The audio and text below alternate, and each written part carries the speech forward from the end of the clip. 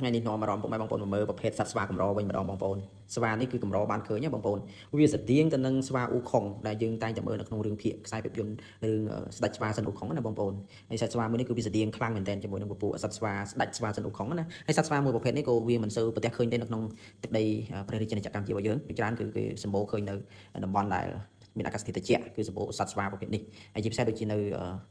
ប្រទេសចិនប្រទេសកូរ៉េជាដើមគឺមានស្វាប្រភេទនេះច្រើនណាតាមរបាយការណ៍អង្គការសត្វពិភពលោកអញ្ចឹងគឺឃើញថាមានប្រភេទសត្វស្វាប្រភេទសត្វនេះច្រើនណាបងប្អូនបាទហើយជាពិសេសទៅទៀតនោះគឺសត្វស្វាប្រភេទនេះគឺវា slot វាស្រដៀងទៅនឹងប្រភេទ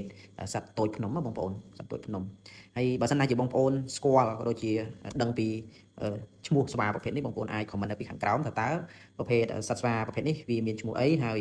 វាមានដើមកំណើតនៅក្នុងប្រទេសណាខ្លះនៃពេលបច្ចុប្បន្នសម្រាប់រូបខ្ញុំ